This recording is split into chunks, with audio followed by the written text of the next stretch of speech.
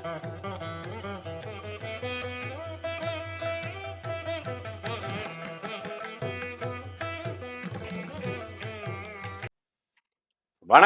நான் உங்கள் அன்பான சயின்டிபிக் வேதிக் அஸ்ட்ராலஜர் அஸ்ட்ரோரஞ்சி பேசுகிறேன். நல்லது நினைப்போம், நல்லதே நடக்கும்.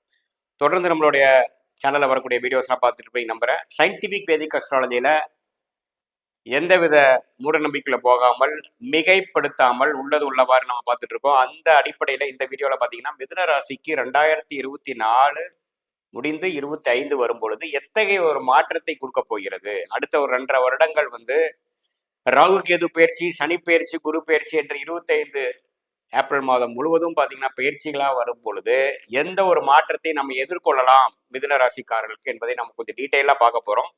அதுக்கு முன்னாடி நம்ம சேனல் ஃபர்ஸ்ட் டைம் வரவங்க மறக்காம சப்ஸ்கிரைப் பண்ணுங்க, ஃப்ரெண்ட்ஸ் அண்ட் ரிலேட்டிவ்ஸ்க்கு உங்க பிடிச்ச வீடியோஸை ஷேர் பண்ணுங்க. பாத்தீங்கன்னா மிதுன ராசிக்காரர்களுக்கு எப்போ 2020, 21, 22ல அஸ்தம சனி முடிஞ்சதோ அதுல இருந்தே ஃபார்வர்டா தான் போயிட்டு இருக்காங்கிறதா ஒரு நிதர்சன உண்மை. உண்மையான ஒரு இதா சொல்லணும் அப்படின்னா 20, 21, 22 நடந்த ஒரு பாதிப்பும் மன உளைச்சலும், வாழ்க்கையில சில விஷயங்கள் அவுட் ஆஃப் கண்ட்ரோலா போன விஷயங்கள்லாம் மாறி 23ல இருந்தே படிப்படியா கொஞ்சம் ஃபார்வர்ட்ல போறீங்க, கிளாரிட்டியோட செயல்படுறீங்கிறதா உண்மை. அது மாணவர்களா இருந்தாலும் சரி, தொழிலதிபர்களா இருந்தாலும் சரி, முதலீட்டாளர்களா இருந்தாலும் சரி, இல்லத்தரசிகளா இருந்தாலும் சரி, சீனியர் சிட்டிசனா இருந்தாலும் சரி. இப்போ கொஞ்சம் ஹெல்த் அவங்களுக்கு தகுந்த ஒரு பிரச்சனைகள்லாம் கொஞ்சம் தாண்டி கொஞ்சம் வந்துட்டு இருக்கிறோம். அதுதான் பொதுவான பலன் மிதுன ராசிக்காரர்களுக்கு. இப்பொழுது அஷ்டம சனி முடிந்து 2.5 வருடம் ஆச்சு. இப்போ அடுத்த வரக்கூடிய பயிற்சி எது மாதிரி கொடுக்கும் அப்படின்னா, 9ஆம் இடத்துல இருக்கக்கூடிய சனி 10ஆம் இடத்துக்கு போறது பார்த்தீங்கன்னா இன்னும் அடுத்த லெவல் ஆஃப் முயற்சி, வேலை தொழில அதிகமாக தொழில் செய்ய போறவங்களா இருந்தாலும், வியாபாரம் செய்யறவங்களா இருந்தாலும், வேலையில அதிகமா இன்வால்வ் ஆகிட்டு இருக்கிறவங்க எல்லாம் பார்த்தீங்கன்னா மாணவர்களா இருந்தாலும் அவங்களோட கையில என்ன வேலைகள் கொடுக்கப்பட்டிருக்குதோ, கண்ணுக்கு முன்னாடி என்ன ஒரு குறிக்கோள் இருக்குதோ அதற்காக உழைத்து உழைத்து செயல்படக்கூடிய ஒரு உத்வேகம் நிறைந்த ஒரு காலகட்டத்துக்குள்ள போறீங்க.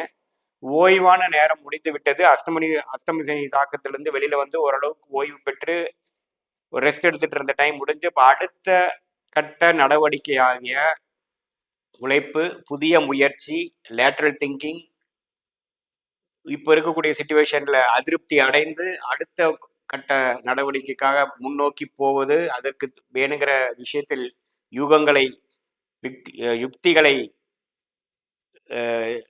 கிரியேட் பண்ணி அதுக்கு தகுந்த மாதிரி ஒரு செயல்பாடுகளை இறங்கக்கூடிய ஒரு அற்புதமான ஒரு காலகட்டத்துக்குள்ள மிதுன ராசிக்காரர்கள் போகிறார்கள்.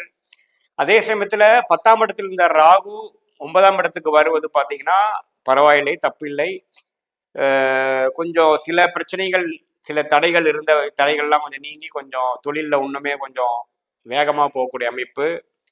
3ஆம் இடத்துக்கு கேது வருவது பார்த்தீங்கன்னா இடம் சார்ந்த விஷயத்தெல்லாம் ஓரளவுக்கு சால்வ் ஆகி இப்போ 4ஆம் இடத்துல இருக்கக்கூடிய கேது குரு பார்வை பெறுவதனால் இடம் சம்மந்தப்பட்ட விஷயங்கள், தாயார் சம்மந்தப்பட்ட விஷயங்கள், வீடு சம்மந்தப்பட்ட விஷயங்கள், வண்டி வாகனம் விஷயங்கள்லாம் அதிகமாக ஃபோக்கஸ் ஆகிட்டு இருக்கிறது தான் உண்மை. அதெல்லாம் இந்த வருட கடைசியோட முடிந்து அடுத்த வருஷத்துல பார்த்தீங்கன்னா அந்த படலம் முடிந்து உத்தியோகம், தொழில், படிப்பு, முன்னேற்றம், கரியர் அதை நோக்கி நம்ம ஜெயிக்கக்கூடிய, நம்ம செயல்படக்கூடிய, நம்ம டிராவல் பண்ணக்கூடிய அமைப்புகள் வருகிறது.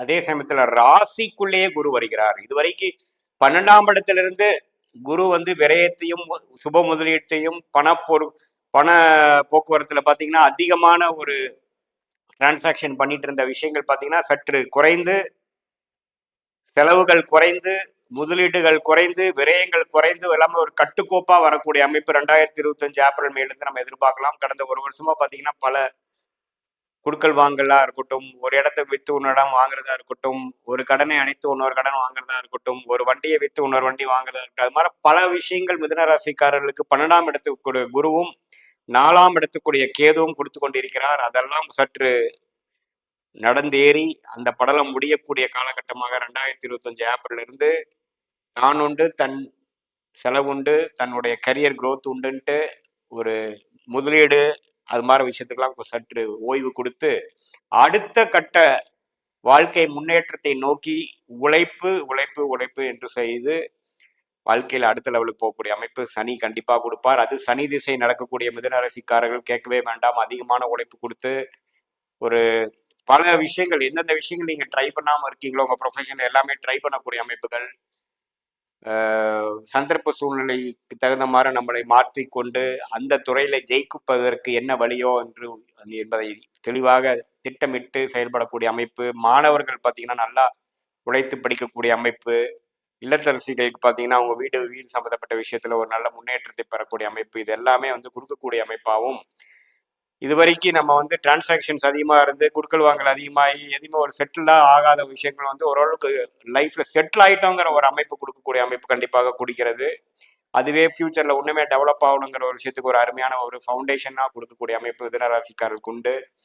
ஸோ எப்படி ஒரு 2020-21 இருந்து அஷ்டமசனியிலிருந்து ஒரு ஆன பயிற்சி 23 பயிற்சி ஒரு நல்ல மாற்றத்தை கொடுத்ததோ, அதோட ஒரு பல மடங்கு பெட்டரான ஒரு மாற்றத்தை கொடுக்கக்கூடிய ஒரு சனி பயிற்சி, ராகு கேது பயிற்சி, குரு பயிற்சியாக 2025 ஏப்ரல் மாதம் வரக்கூடிய பயிற்சிகள் வந்து உண்டு.